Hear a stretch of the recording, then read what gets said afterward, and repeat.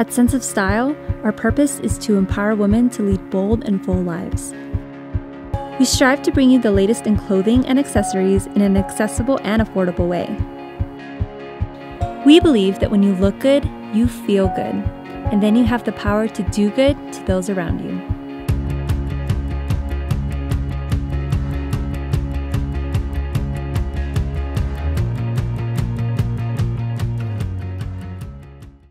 Hello, welcome to the I Am Mom Summit. Thank you so much for taking some time out of your busy mom schedules to spend some time with me here in my kitchen in Mapleton, Utah. My name is Stephanie Berglind. My husband Matt and I have been married for 14 years. We met in college. We have 4 awesome kids. They're 11, 9, almost 6 next week. That's important, right? And a 2.5-year-old. I have a degree in child development, and one of the overarching things that I learned during my studies in college was that those first few formative years of a child's life are so important to who they become as adults. So thank you so much for taking the time to grow, to learn, to develop your own self so that you can be the best mom to your children.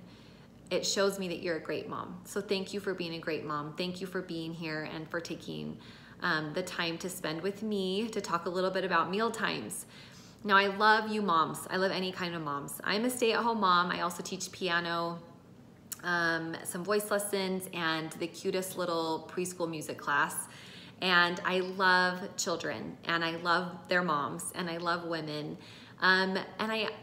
As I've gotten to know more moms, what I realize is that whether you're working outside the home, working in the home, working part-time, a single mom, no matter what your stage of life is or how you're momming, we all have a universal stress when it comes to mealtime. And so today I want to help to take that stress away a little bit, to be able to help you bring back mealtime with your family in a peaceful, happy, kind sort of way. So today we're gonna take the focus away from food and back to family when it comes to mealtime. I have 5 tips for you that I'm gonna share, and then we'll just dive right in. Here we go. Number 1, we're gonna make meal times about relationships. We want our meal times to be about connection, about a sense of belonging, not about our food. Our job as mothers is to create a feeling around mealtime that's inclusive, that's calm, and that's inviting. So turn down the lights, put on some candles, some little tea light candles, put on any candles you have. All you have, the big smelly ones, put them on your table and let your kids light them. Set the stage, set a calm, inviting atmosphere, and help your children create it. Let them set the table. Let them use the fancy dishes and the goblets and all the things they love to use. Play some calm, inviting music when it's time for dinner to start, instead of yelling at them from the basement or wherever your kitchen is, yelling at them, dinner time! Go upstairs, calmly tell them it's time for dinner, and that just helps sets a tone as well. So as much time as you take preparing and planning and shopping for the meal, take a little bit of time to think about how you can connect, to think about the relationships and not just about the food. Now at this point, as the stage has been set and the table is set and it's calm and inviting and your family is excited to come and sit down with you, it doesn't matter what's on that table as far as food's concerned. It could be cereal at this point. The important thing is that you try to sit down together as a family.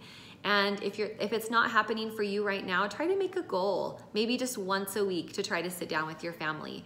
Maybe make it Sundays. Sunday at 5 o'clock, we are gonna sit down and we are gonna have dinner together as a family. And then maybe add another day after. If it's going well for a couple of weeks and you are finding time to sit down and making it a priority, then add another day and then add another day. We try to sit down about 3 times, sometimes 4 times a week with crazy schedules and kids and all their activities. It's hard to get 7 days a week where we're all sitting down together. But as a couple, we've decided that 3 or 4 nights is ideal, and it's working really well for our family. One of the ways that we love to connect around the dinner table is we play a game called High, Low, and Who the Heck Knows. So this is an idea I got from the Light the Fight podcast. It's one of my very favorites about connecting with your kids, especially your teenagers. And this is something where you share a high of the day, something awesome or great that happened, a low of the day, something that wasn't so wonderful or wasn't so great. And then the last one is your Who the Heck Knows. And this is a new one to me, but what you do is share something that you're working on, something that you're stressed about, something that's on your mind that you're not quite sure how it's going to turn out. So it could be for the kids that they met a new friend at school today and they played at recess and they had a really good time, but they're not quite sure. Are we going to play again tomorrow? Are we going to become good friends? I don't know. For a teenager, it could be a really hard assignment that they're working on, maybe studying for their SATs or ACTs, getting all their applications ready for school. That kind of stuff is stressful and hard, and you're not quite sure how it's all going to work out. For your husband or for you, if you work outside the home, it could be a big deal you're working on. You made an initial phone call with a client today and you don't know how that deal is going to go through, or if it's going to close in the time you want it to close in, and all those kinds of things. So it gives us an opportunity to look into each other's hearts and minds and really get to the meat of what they're really worrying about. And then we're able to check up with each other. Hey, I know you said the other night that you were really worried about that test that you're taking next week. I hope everything goes well. Or how did it go? How did it go yesterday? Are you still good friends with that boy? Did you play with him at recess? It just gives us that little view into each other's lives. So that's a great way to connect. So that's my first advice. Make meal times about relationships. That's tip number 1. Tip number 2, food is neutral. Now this is a new one for me. I love nutrition. I love food. I love to learn about how food affects our bodies and how it can heal us or hurt us. What I've learned is as I have taken away the morality in food, like the good or bad, and made food neutral, my kids are eating better. And actually they're eating the healthier foods more than they ever have. It's really working for our family. So instead of saying, eat your broccoli, it's good for you, and then you can have a treat, first of all, that's teaching our kids that broccoli, it's good for you, but it doesn't taste very good. And the Rice Krispie treats, those are the good part. So let's get through the crappy part to get to the good part. So first of all, broccoli is amazing. Broccoli tastes amazing. We roast it in the oven with all these yummy seasonings, and it is good for me, but it also tastes really good. And so instead of talking about getting through that broccoli, let's talk about how awesome that broccoli tastes, and how did mom cook it, and what did she put on it, and what does it smell like? It smells so good. Let's try a bite. And then another idea is to put those Rice Krispie treats out during dinner time. So when you're putting out all your dinner food on your counter, on your table, wherever you put it, put out your treat. Now you don't have to have a treat every night. I'm not saying you do, but if you have a treat a couple times a week or whenever, put that treat out during dinner time. It's just food. There's no morality around this. There's no guilt and shaming you into eating your vegetables so you can get that Rice Krispie treat. It's just about the food. So put it all out there and then let your kids decide. The other tip is to try not to force your kids to eat. I know this can be tricky with picky eaters, but I promise I've been really working on this with one of my kids who's especially picky, and it's made all the difference. So I try to get her to at least try a bite. Sometimes she will, sometimes she won't. But I'm not gonna force her to eat it, because research has shown that even if we try to force our kids to eat a bite or two, that bite or two is not gonna save them from being a picky eater later. And they're really not. If you're looking to try and get nutrients out of 2 bites, it's not gonna be that much, right? So it takes the stress out of meal times for you and for them. Fill up your plate with all the food you wanna eat. Let them fill up the food that they wanna eat. Don't force them to finish their plate, because we're also telling them and teaching them to not listen to their internal cues, their internal hunger cues, and if they're satisfied. So let them listen to their bodies, let them make choices around their food, and it will be less stressful for everyone involved. So we have make meal times about relationships. Food is neutral. Number 3, allow children to make choices with their foods. I have 6 people that I'm cooking for. Lots of different likes, lots of dislikes, lots of preferences, and many opinions. In order to keep my sanity and to create a peaceful environment around mealtime, one thing that we do a lot of is we do a build your own bar. So I will make things like a pasta bar, where I'll put out the pasta and then a couple different kinds of sauces, and then any type of toppings you can imagine. So think like olives, artichokes, onions, capers, roasted veggies, maybe some beans, whatever thing you'd want on your pasta, put it all out there. Oh, fresh basil, cut up fresh basil or parsley, that's so yummy on there too. And then let them build their own. And you might have some kids who will have pasta with maybe a little bit of sauce on the side. And then there's me who has my pasta with everything on top, because I just love it all. But that's okay. That's the point of the bar, is that they can choose. So some ideas: a pasta bar. a baked potato bar. You could do an Asian rice bowl, a Mexican rice bowl, lettuce wraps, Asian ramen bowls, burritos, tacos, etc. Just kind of let your mind go crazy. Have the base and then all the toppings and let them build their own. This works so well for our family because the kids have control over what they eat and how much they eat. I provide the options. I lay everything out at on our counter, and then they are able to decide what they want. And I love it. It really takes the stress out of meal times. I don't have to worry about how much they're eating or what they're eating, and I can just eat what I love and be happy. I also want to talk a little bit about what if you have a kid that says, I don't like this. So if they have tried it and they've eaten and they say they don't like it, my response when my kids were young, well, I don't care, you need to eat it, you know, or eat it anyway, at least eat 2 bites, at least 5 bites, something like that. And there's this constant high-stake negotiation going on with a 3-year-old, which I don't want to be doing at dinner time. So if they don't like it, there's some good responses that have helped me take away the stress a little bit. One of them is, I'm so sorry you don't like that. I love it. That's all you need to say, which sounds crazy, right? Sometimes when we just want to negotiate and make them like the food that we like. But just like we have food preferences, they're going to have them too.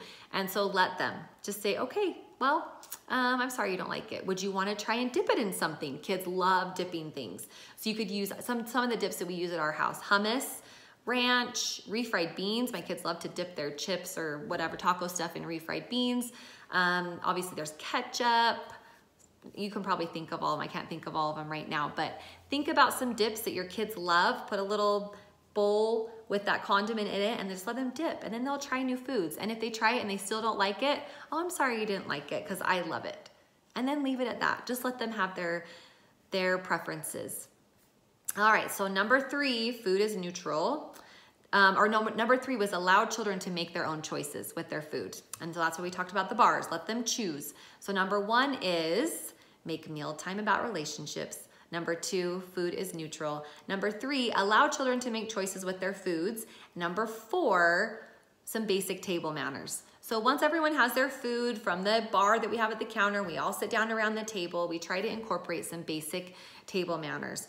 This gives children a real feeling of accomplishment and pride. Basic things like put your napkin on your lap. How many of you are Daniel Tiger fans? Napkin on your lap, clap, clap, clap.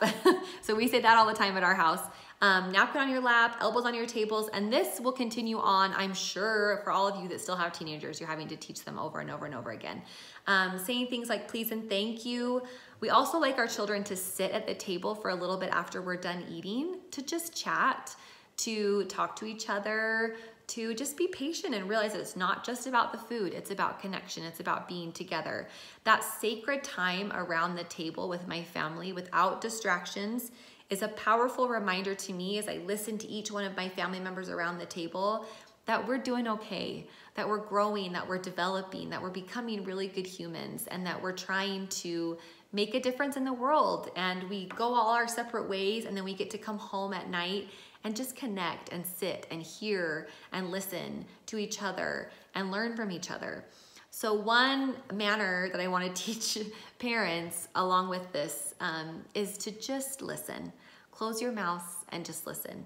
Ask a question or put out a statement and just let your kids talk. Let them know that your dinner table is a sacred and a safe place where they can express the things that they need to express. And then also let your kids ask questions of each other and listen. Teach your kids to listen to each other and model that, and they'll pick up on that. That time around the table is so powerful and can be so powerful if we can take that focus away from what we're eating and the rush of eating and making it about connections. It's a really powerful place for our family to open up and connect. All right, so number 4 was about manners. So number 5, lastly, cleanup time. And this can be a stressful time too, where you're yelling at everybody to do this and this and this, and then you and your husband end up doing all of it anyway because they don't do it well enough. Take this time to end your meal time with some fun. So we have an Alexa over there on our counter, and each kid gets to pick a song, and we blast it up, and we just dance and clean and sweep, and everyone does their own little chores, and we get the kitchen done super quickly. So it's important that your kids know what their cleanup role is. So it could be a daily chore that they just get for that night. So before everyone disperses at the dinner table, tell your children who's in charge of what, or it could be a weekly thing, or it could be a forever thing, a yearly thing, however you want to work it out. My kids like to switch it up because they get bored with the same chore, so we switch it up a little bit. But my 5-year-old, things like she can clear the table, she can take the rug out the back door and shake it out, she can help sweep a little bit, she can even help wipe down the table or chairs. My oldest son can help with dishes and putting dishes away and sweeping and mopping and entertaining the toddler while we're cleaning up. And so it really gives us a sense of excitement and fun that we just had a great discussion around the dinner table, and now we get to play and have fun and move on to the next thing. It's been a real game changer for us, especially as our kids have gotten older, to involve them in that cleanup, in the setting the table, in the dinner time, and in the cleanup stage of mealtime. It really has created a good feeling in our home. So, moms, mealtime is a sacred time, a special time, a time of connection, a time of relationship, a time of inclusiveness, of inviting and loving and listening and laughing and crying sometimes. There's been times I've cried around my dinner table when we really are able to open up and connect and love. So I hope that this helps you, these simple 5 tips to take the focus away from the food and back to family. Thank you so much for taking time with me, and I hope you enjoy the rest of the I Am Mom sessions.